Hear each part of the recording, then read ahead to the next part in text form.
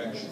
Now, you can have reviews of a One Direction tour, 5 stars, 50 people reviewing it. I know I would rather go to the dentist than go to that tour personally.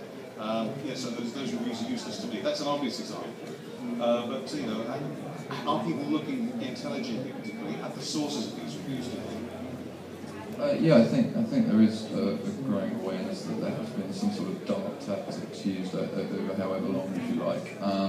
But where I see the opportunity, and I think Google Plus is a good way of doing that, is actually bringing it to what people are comfortable with. So actually, it might be that they don't use forums to research heavily on a product, but actually they trust the advice of someone within store. Believe it or not, that's still happening. So actually how we, as businesses, not just looking at this digitally and looking at technology first, but actually thinking about what incentivizes people to buy and then incorporating that into their channels.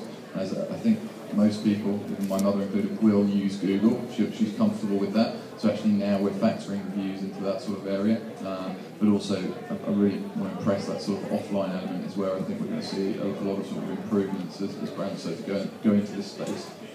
Yeah, I suppose an example of that, which I should have mentioned earlier, is of course people can scan their cards on a little machine outside here and actually like this conference on the way out, if they want. So you've got that, you know, sort of convergence between the online world and the offline world. As if people talk about it as if they're two different worlds. They're not. You know, it's something that's important. But I do take the point very, very seriously. This is going to be part of the mix, not the whole thing. I think it's very important. I think for me, Google Plus, I don't think it's the answer.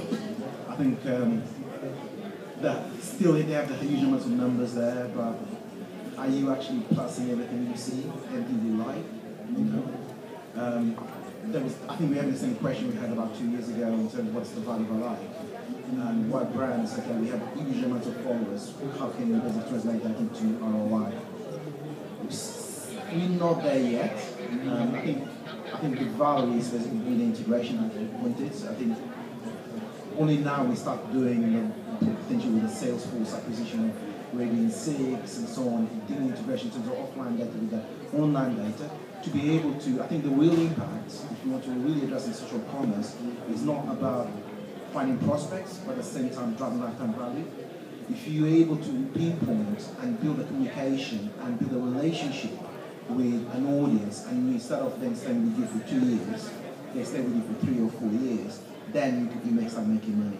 I think the question of, again, I work in social media, I always have the question in terms of what is social media ROI? Everybody's about prospects, all about, okay, people need to buy something. I have 1,000 million followers, I need to basically, how I can convert them. I think the real value is integrating that with CRM. Okay. Yes, please, yeah, sure. Going back to what you said about rather going to the dentist than watching One Direction, I think that's where the role of influencers and curators comes into play. Sites in fashion, for example, Stylist Pick, or sites that have a social level on top of them, like Polygo, where you can mix and match things that you like and then share them with your audience that is interested in what you have to say. I think that's important. Another thing that I'd like to bring up is what we exactly mean when we say social shopping. There's group buying, so there's Groupon and Living Social and all those sites. There are sites that curate, shopping things, so like Stylist Pick. There are sites that enable you to just share what you bought, just have, with a tweet or a like button or whatever it is. Amidst all the social media terminology that we all get completely, immersed in, I think it's important to understand that a lot of it is just completely, just pandering to the public. We need to understand what we are referring to specifically when we talk about social shopping. It can easily, we may refer to one thing and somebody else may understand that as completely something else. I think a great example of what you just said is the Ticketmaster and Facebook collaboration.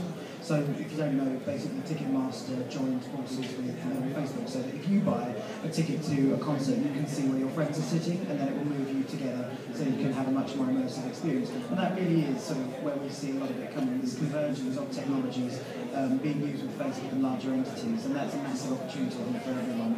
One point I would raise with regards to Google Plus, with the versus a like and a plus is likes don't have any impact on the search ranking, and obviously 12% of people who are logged into Google then get actively influenced by your pluses. So if you are going after something at the moment, go for a few pluses as well as the likes with my own posts.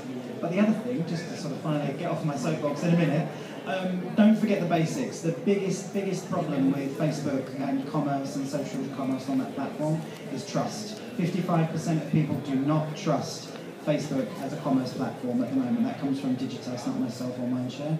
But it's a really interesting statistic. Most people, when they run these things, don't have those beautiful logos of trusted companies that they have first and foremost, and that really does detract from the experience. So if you are making some app or something like that, make sure that you're dealing with trust, because it's the number one issue that makes someone not buy from you. I think that's a valid point as well. I think we're talking about in terms of who you're gonna listen to if you might make a purchase online. I think basically go back to influencers, people that you build a dialogue.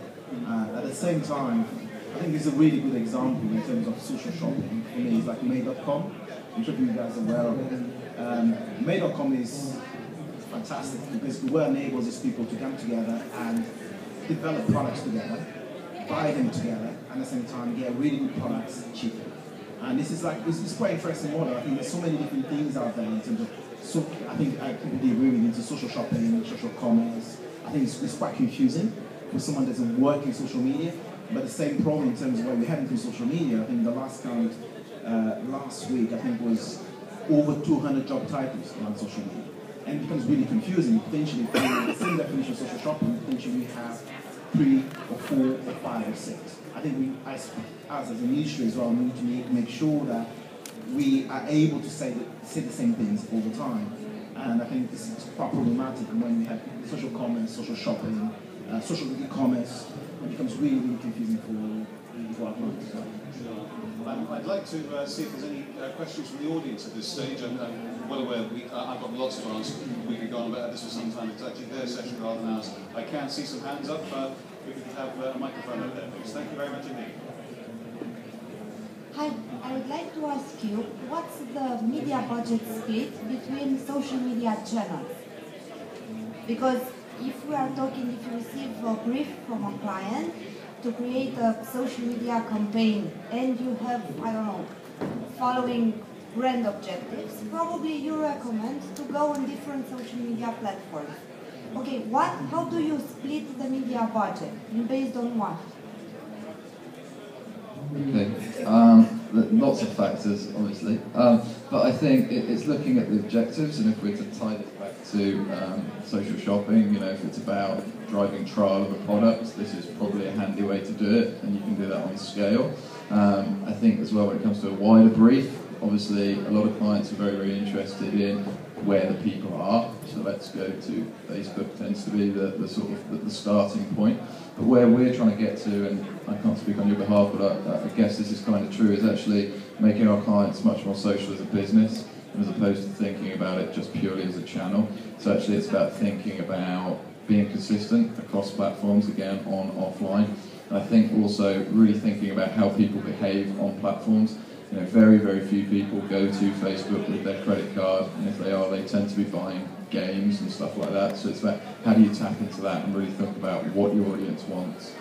So it's about your objectives married to consumer behaviour. So.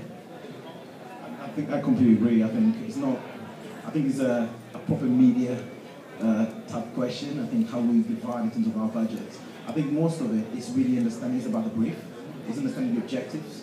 And at the same time, right now, we're not going to be saying in terms of what came up last week from the marketing director for Diageo, that basically, if you don't have 1 million followers, social is not for you. I think basically social is for everybody, but you need to understand, you need to fit into your communication. We position ourselves that all our clients, at some degree, they need to have a social media presence, because again, if we're moving to a direction of dialogue, people expect you to be there. And they need to have a conversation. But at the same time, you need to learn how to communicate. And that takes into resources and goes back to budget. Because clients, most of the situation, want to broadcast, but the cost of maintaining that kind of dialogue in some situations is quite expensive. Like it's getting that kind of real balance. But more and more, we have clients standing around to us and saying, okay, we need to figure out that we need to engage, get closer to consumers. How do we do that? TV, yes, helps. But at the same time, what you need to be able to do is to understand that we need to have a presence in Google+. We need to have a presence on YouTube. we need to have a presence on Facebook, but we need to first understand how those platforms can help brands.